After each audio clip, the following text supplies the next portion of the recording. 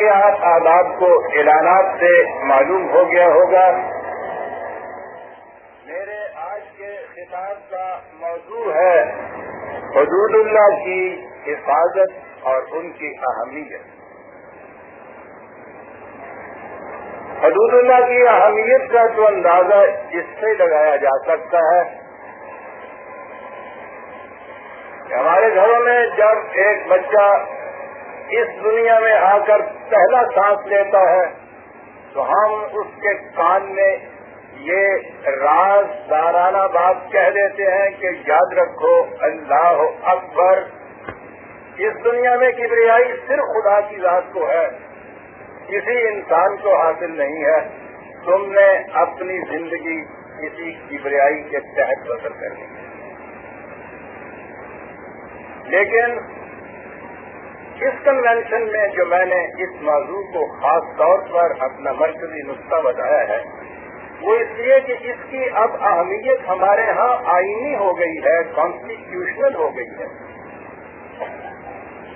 ہماری کانسٹیٹیوشن میں یہ لکھا گیا ہے کہ مملکت اپنے تمام اختیارات کو حدود اللہ کے اندر رہتے ہوئے استعمال کرے گی. اس کے معنی یہ ہوئے کہ مملکت کا کوئی فیصلہ, کوئی اقدام, کوئی عمل جو حدود اللہ سے تجاوز کر جائے گا, اس سے ٹکرائے گا, وہ انکانسٹیٹیوشنل ہو جائے گا, وہ غیر آئینی ہو جائے گا. اور مملکت کے اندر یہ چیز کہ فلاں چیز آئینی ہے اور فلاں چیز غیر آئینی ہے, یہ تو بڑا بنیادی تقاضا ہوتا ہے.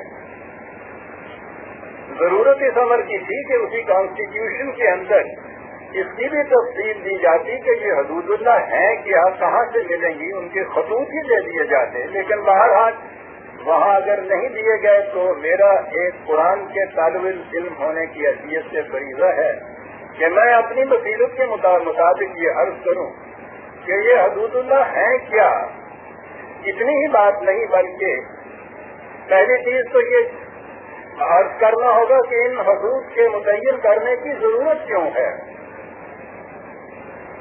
اور یہ حدود متعین کرنے کا اختیار کسے حاصل ہے, اور یہ کہ ان حدود کے تابع زندگی بسر کرنے کا نتیجہ کیا ہوتا ہے, اور اگر ان کی خلاف ورزی کی جائے تو اس کے عواقب کیا ہوتے ہیں.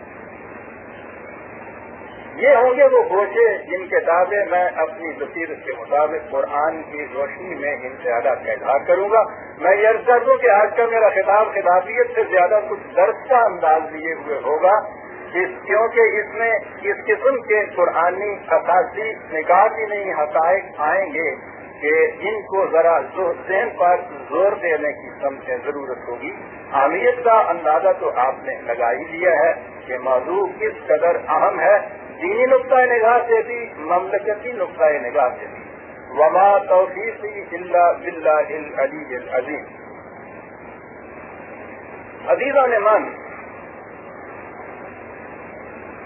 علماء علم الحیات کی تحقیق یہ ہے کہ زندگی اپنے اولین جرثومہ سے, کہ جسے قرآن نے نفس واحدہ کہہ کر پکارا ہے, یونیلیٹرل لائف سینس سے کہتے ہیں, ارتقاء کی مختلف منازل طے کرتی آگے بڑھتی چلی آئی تاہاں کہ اس نے پیکرے حیوانی اختیار کر دی, حیوانی پیکر, اور وہاں سے ایک قدم آگے بڑھی تو لباس آدمیت میں جلوہ پیرا ہو گئی.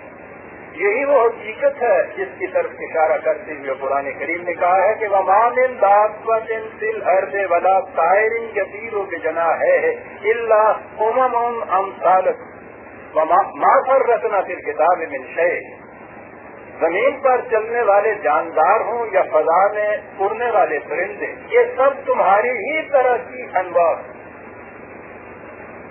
حقیقت یہ ہے کہ ہمارا صحیفہ فطرت کس قدر جامع اور معنی ہے کہ اس میں کسی شے کو نظر انداز نہیں کیا گیا.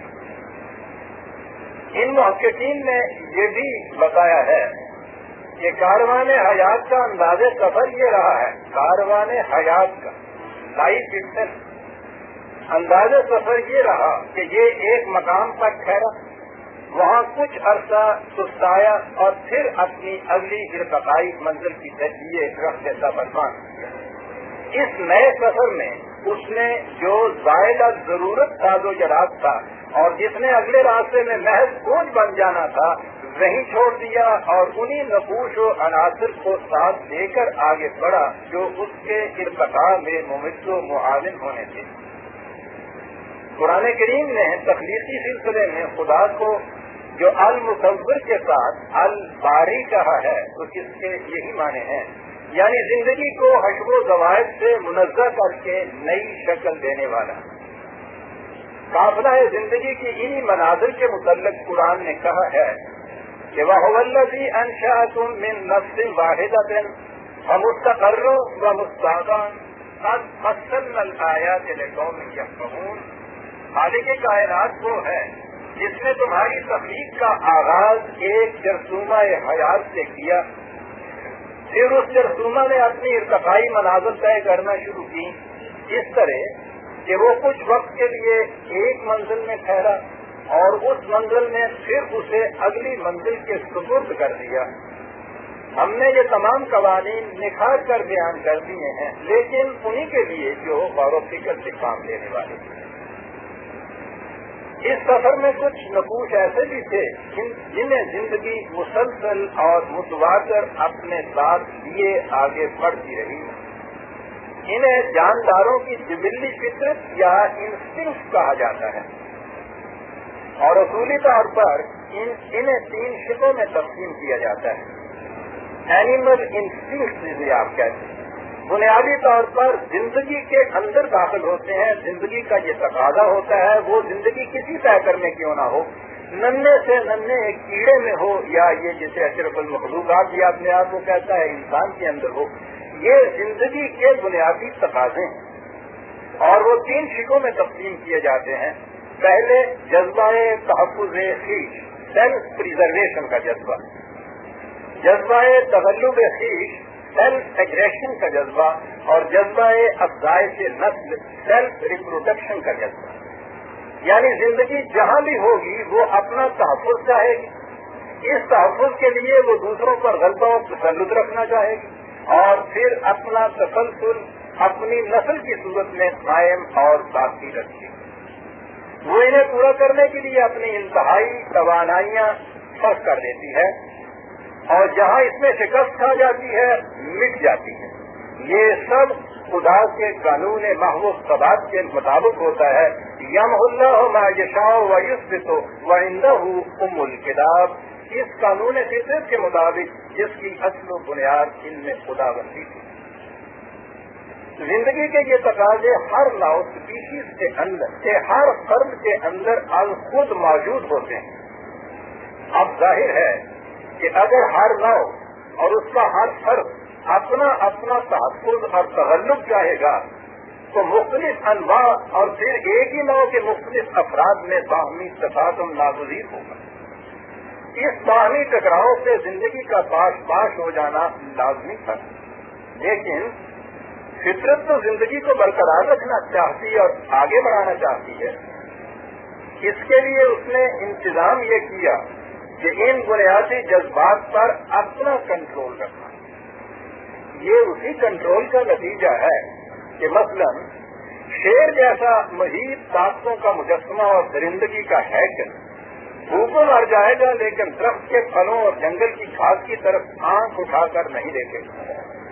اگر شیر پر فطرت کا یہ کنٹرول نہ ہوتا اور وہ تحفظ خویش کے لیے گھاس کو بھی اپنے تصرف میں رکھنا چاہتا تو کوئی چرندہ زندہ ہی نہ رہ سکتا، سب بھوکوں مر جاتے۔ پھر یہ بھی فطرت کا کنٹرول ہے کہ ہر نوع کی صلاحیتوں کا الگ الگ دائرہ ہے اور اس کی استعداد کی ایک مقررہ حد ہے۔ اگر شیر سمندر کی گہرائی تک پہنچ سکتا تو کوئی مچھلی یا گہری جانور زندہ نہ رہ سکتا، اور اگر بلی کے پار ہوتے تو کوئی پرندہ باقی نہ بچتا۔ یہ فطرت کے ان تحفظات کا نتیجہ ہے جو اس قدر کثیر التعداد انواع اپنے اپنے دوائر میں زندہ رہتی اور بقا للاصلاح کے قانون کے مطابق نشو و نما پاتی چلی جاتی۔